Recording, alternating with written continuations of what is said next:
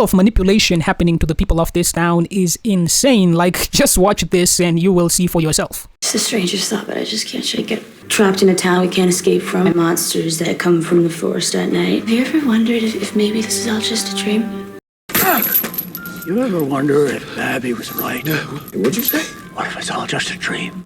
What we are looking at right here is very clear signs that the evil forces of this town have completely rigged this game in such a way that there is no possibility that the people of this town could ever win. Because I really want you to think about the meaning of what the man in yellow said to Victor's dad in this moment, and how it obviously correlates to what the old man in the dungeon was saying to Boyd. A mistake that a lot of people make when it comes to that situation is that they assume Boyd was sent inside of the well to die. But to me, it's clear the entire point was to infect him with the worms so that he could go on to infect Smiley, which either freed the cicadas or allowed Smiley himself to evolve into the cicadas. Either way, it doesn't really matter, because if we assume Boyd was not sent into the dungeon to die, it automatically means that Julie story walking back to that moment and throwing the rope was not a coincidence. It was always a part of the plan made by the entity in control of the monsters, which would directly mean that whoever that being is has the ability to control when and where Julie is story walking to, which makes sense because the man in yellow was clearly waiting for Julie to arrive before proceeding with his attack on Jim Matthews, which means that he had to know in advance that Julie would be story walking to that particular moment. But how we know for a fact that the writers want us to know that Martin, the old man in the dungeon, is clearly and directly connected to the yellow man is because of the next scene that I'm about to show you.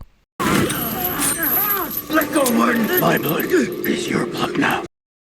Now, here is where the parallels between what happened with the Boyd in the dungeon with the old man and what's going on with the man in yellow and Victor's dad start to become very, very obvious. Like, how we saw the old man in the dungeon infecting Boyd with his blood is extremely similar to what we see happening in this scene with the man in yellow poisoning Victor's dad's glass with his blood. And we know that these obvious similarities are not happening by chance, because in this very same episode, we literally see Boyd explicitly mentioning his experience with the old man in the dungeon to the fake father Cartry. So the writers clearly want us to see that there is in fact a connection between the old man and whatever was happening between the man in yellow's actions in this episode to what was happening with the old man in the dungeon and Boyd. I also do want to point out that there's this scene in one of the trailers showing someone choking out Tabitha, and based on what we're seeing right now, this could easily be Victor's dad that is doing it to Tabitha, either because he's being controlled by the man in yellow because of being infected with his blood, or because the blood has transformed Victor's dad into a monster. And Victor specifically said in this episode that his mother would maintain a happy expression even when she was suffering because she knew Victor and his sister needed her to do that. But he knows that his father, Victor's dad, would not be able to do such a thing. In other words, Victor is saying that his father is mentally weak, unlike his mother. And that's definitely a crazy thing to say about your parent, but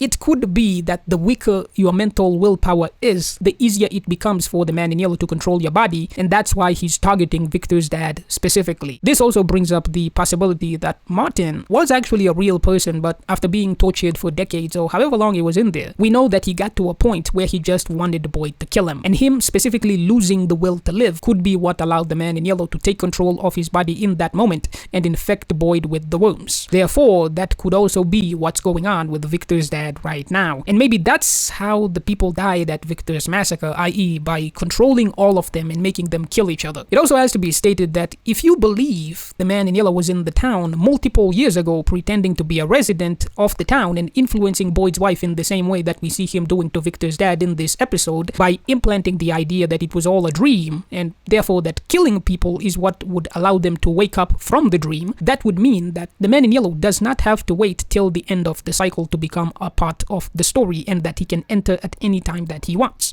Because remember, Boyd's wife died years before Jade and Tabitha even entered the town. So if he was in the town as someone else in that time and manipulating her, it means he could have also been other people throughout the years after that. We also have never received any confirmation of what time period or year Boyd encountered Martin in the dungeon. There is absolutely no indicator of any kind of when any of the scenes in the dungeon are actually occurring relative to the current time the characters are actually in. So it could be 50 years in the past or 50 years in the future. We have no idea. And Julie, Randall, and Marielle were forcefully pulled and made to astral project to the dungeon, despite the fact that they were nowhere near the ruins. So the only thing we actually know about the location of the dungeon, or even the time period that it exists in, is that Sarah was able to hear Julie and the music box while she was at the ruins. That's it. But this means that every moment in the dungeon could actually have been taking place in a different physical location, but in real time relative to the current story, rather than in the past, as is usually assumed, which could easily explain how the old man or the entity inside him knew about Boyd's wife. But one thing we do know is that just like there is a connection between the man in yellow and the old man, there's clearly also a connection between the boy in white and the man in yellow as well, which is why this next scene matters so much. You have to get inside. Over there. You'll be safe in there. Did you go through the tree? Yeah. That's when they get you. Now, what we see here is an exceptional example of just how badly the people in this town are being deceived and played with by the evil forces living in this town. Like, I really want you to think about what happened to Boyd in this scene, as well as the meaning of that statement from the old man, especially in combination to the obvious fact that Boyd was clearly sent into that dungeon so that he could be infected with the worms. To me, this clearly implies that not only that whoever is controlling the faraway trees is the same being who trapped Martin in that dungeon, but also that that specific being is working with the man in yellow. And we also know that it is the boy in white who controls the faraway trees. And when you think about how Tabitha only went to the lighthouse where the boy in white was already waiting for her specifically because Julie got enslaved by the cicadas, which is something that was only even possible because the boy himself sent Boyd to get infected with the worms, I think the writers definitely want us to see that there is, if they are not the same exact being, some level of cooperation at the bare minimum between the boy in white and the man in yellow. And this is why this next scene matters so much. You know the boy in white? The boy in white told me to gather things that were precious to me, to bury those instead. Everything that we see being experienced by the people of this town is by design. None of this is happening by chance. Like, we saw the boy in white telling Victor to gather things from the people who died and bury them underground. And then we see the man in yellow pulling out a suitcase from the ground which contained the disguise he is now using as Sophia, which likely belonged to a former member of the town. Even when you look at how the man in yellow is responding to Jade and Tabitha's quest to supposedly save the children or find answers in this season, the man in yellow literally is not doing anything to stop them from any of the things that they're doing. He's just roaming around and trolling the people living in the town. He's not making any sort of dedicated effort to stop them from saving the children, and he also is not doing anything to stop Julie's attempts to storywalk to the past. He is completely unbothered by everything the people in the town are doing. To me, this makes it very clear that the reason he's not worried whatsoever at all is because everything that these people are currently doing is exactly what the evil forces of the town want them to do. Like, before that scene with the Jade seeing his supposed reincarnations playing the violin, everyone in this community was absolutely certain that there had never been a group that made it this far in the story, and that Tabitha supposedly going out to the real world, seeing Victor's mom's supposed paintings, and Boyd finding the talismans, that all of these things had somehow allowed this current group to progress to a point that none had ever reached before. But we literally see in this season that all of these other versions of Jade, and therefore Tabitha as well, reached the point in the story where they not only remembered their past lives and their role in the child sacrifice, but they also told the people of the town about it. And we know conclusively that they did do that because Jade is specifically killed by the people of the town as a result of them knowing that Tabitha and Jade are reincarnations. At least if you believe the 12-year-old Jade boy in blue. So when you look at how the man in yellow literally does not care about anything that these people are doing, it's pretty clear that those other groups of people likely also made it to this point in the story where they were led to believe that recovering the bones of the children is the key to their salvation. And guess what? They failed. Because it's just a ruse by the evil forces of the town, a ploy to give the townspeople hope so that they can keep suffering endlessly. Like, just watch this scene and see for yourself. The nightmares becoming part of the forest after they die, is that true? It might be, yeah. The bones of those kids, are they down there? I don't know. What the fuck do you know? That you're running out of time. Will that tree take me back to the lighthouse? I don't think so. You told me it was the only way.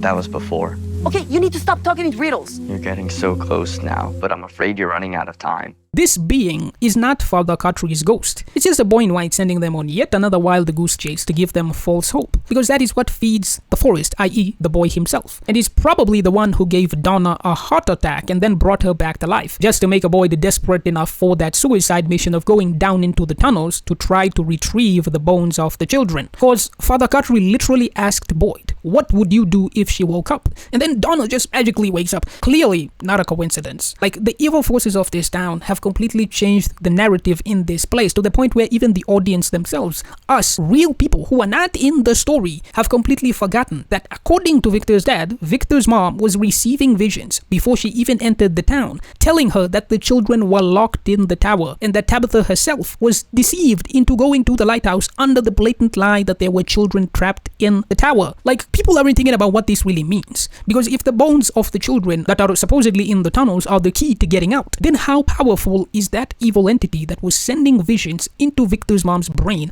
before she even arrived into Fromville to make her believe that the children were locked in the tower? And if that entity is capable of doing that, can you imagine the depth of the illusions he would be able to create in someone's brain to someone that is not in another dimension or universe or 1,000 miles away from him and is actually in the town right now? It also has to be pointed out that just like how Victor's mom was clearly misled by something reaching out to her, her fake visions were also the result of her undergoing an acid trip, which is literally the same way Jade saw the vision of the children's bones in the tomb in the tunnels. So if Victor's mom's acid trip was just a trap, what does that tell you about what's going on with Jade right now? Like, the 12-year-old Jade boy in blue, it's him. It's a boy in white. We know that. We already know it's him, because in a similar way, this version of the boy in white that we know could have been created from a younger version of Christopher himself to try to deceive him. Because for Christopher to say everything lies here, that means he himself had been deceived multiple times or seen other people being deceived multiple times to come to that conclusion. Just like we have already been deceived that there were children locked in the tower. And now this place is trying to tell you to go into the tunnels where the monsters have been sleeping in to try to find the children's bones.